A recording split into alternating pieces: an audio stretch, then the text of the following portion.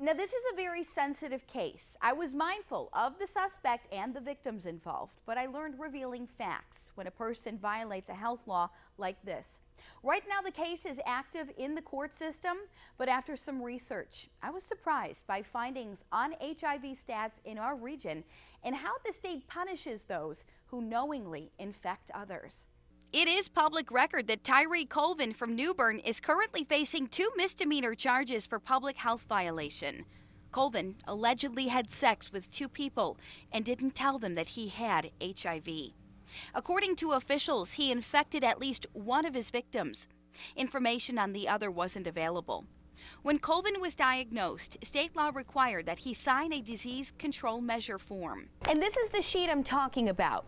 The requirements on this sheet list that you must tell future sex partners about your infection and you must use condoms as protection.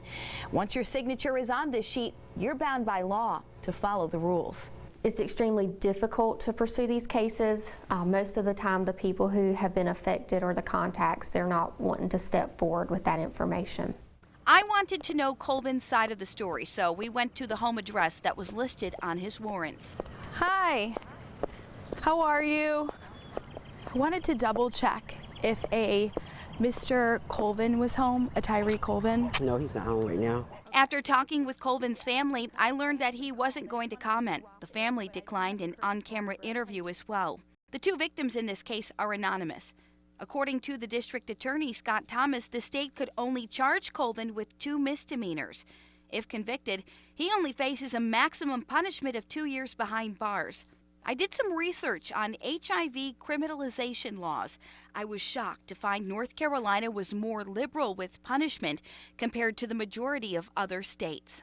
I found HIV laws for every state on a website called lambdalegal.org. Out of our 50 states, 25 states consider knowingly exposing and infecting someone to HIV without notification a felony. Only a handful, 4, including North Carolina, treat the crime as a misdemeanor. The rest of the states listed the crime under categories like sentence enhancement, not applicable, or aggravating factors.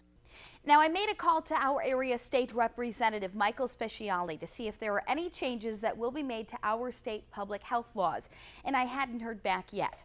Additionally, the local health departments are urging that people get tested for this virus. It's anonymous and it's free of charge. Anna Bolshevitz, News Channel 12.